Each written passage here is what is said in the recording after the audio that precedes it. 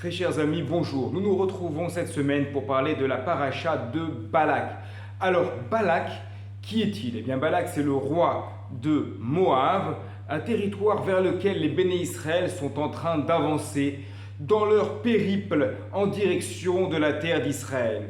Et voilà que Balak, nouvellement d'après le Midrash, roi de Moab, voit que le peuple d'Israël arrive après avoir battu des ennemis extraordinaires qui sont Og, Melech Habashan, et Sihon, le roi de Hémor. Et donc lui ainsi que son peuple se disent: mais qu'allons-nous faire contre ce peuple d'Israël qui avance? Et donc voilà qu'ils vont prendre contact avec le peuple de Midian, le royaume de Midian, pour leur demander conseil, aux anciens de Midian, nous dit le texte. Pourquoi spécialement Midian, alors que ce territoire n'est pas du tout proche du territoire de Moab? Effectivement, Midian est au sud de l'Égypte, alors que Moab est juste avant l'entrée en Eretz Israël, donc ce ne sont pas du tout des peuples voisins. Pourquoi aller prendre contact et conseil directement auprès d'eux? Nous dit Rashi, c'est parce qu'ils ont eu la réflexion suivante. Leur leader, Moshe Rabbeinu, où a-t-il grandi? Eh bien, il a grandi pour beaucoup en Midian. Effectivement, d'après nos maîtres dans le Midrash, il aurait passé, d'après certains, 60 ans à Midian, après avoir été renvoyé d'Égypte, après la mort de l'Égyptien qui nous est raconté dans la paracha de Shemot, et d'après d'autres, il serait resté 40 ans en Midian. Quoi qu'il en soit, c'est un temps qui est extrêmement important, et donc les Midianites connaissent Moshe Rabbeinu.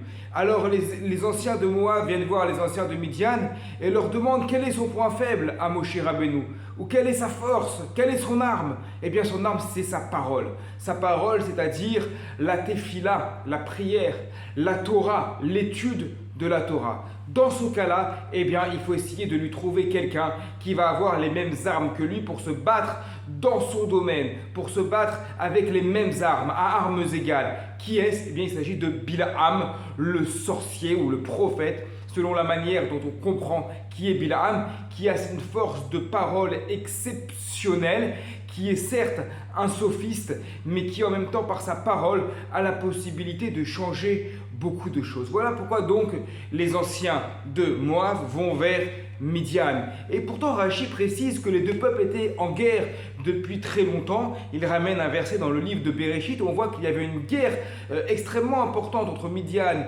et Moab, et que cette guerre durait jusqu'à aujourd'hui. Alors dans ce cas-là, pourquoi se mettent-ils ensemble? Eh bien, c'est le fameux dicton: l'ennemi de mon ennemi est mon ami. Et donc ils se détestent, mais par haine d'Israël, ils se mettent ensemble, ils s'unissent. En réalité, on trouve une idée similaire déjà dans la paracha de Korah, où nous disent les Pirkei Avot au chapitre 5, quelle est la marloquette, quelle est la dispute, qui n'est pas l'Eshem Shamaïm, qui n'est pas avec une bonne intention. C'est Korah vechol adato, Korah et toute son assemblée.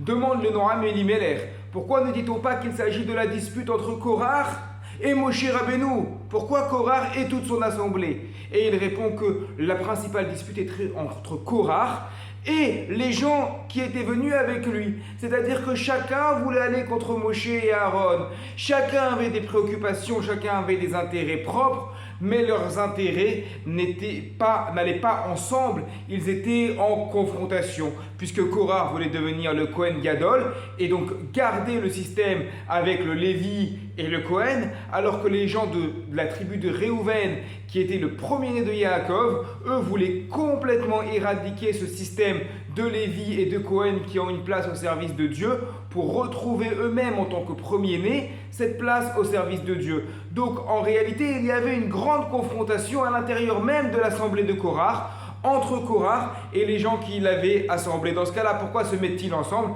Parce qu'ils ont un ennemi commun. L'ennemi commun, c'est Moshe Rabbeinu. Et donc, on voit là ce point commun entre la paracha Balak et la paracha Korah, avec une idée qui, somme toute, est extrêmement d'actualité, notamment en politique, puisque très souvent on va retrouver le système de la coalition, et dans cette coalition on va retrouver des partis qui ont des intérêts qui sont complètement différents, mais qui ont un seul point commun, c'est d'être contre l'autre. Donc il n'y a pas un projet constructif pour construire quelque chose de sérieux, mais il y a une opposition à quelqu'un qui pour l'instant est plus importante que l'opposition de fond que l'on a avec les autres. Mais à la fin, qu'est-ce qui se passe? Eh bien, à la fin, il est évident que lorsque ces personnes qui s'unissent contre Israël ou contre un intérêt commun, mais n'ont pas de véritable projet, voire se détestent les uns avec les autres, eh bien, à la fin, ils en finiront par se disputer tous ensemble, et donc cela ne durera pas, contrairement à une véritable amitié, contrairement à une véritable union, dont le but est d'avoir un projet commun et constructif. Shabbat Shalom à toutes et à tous.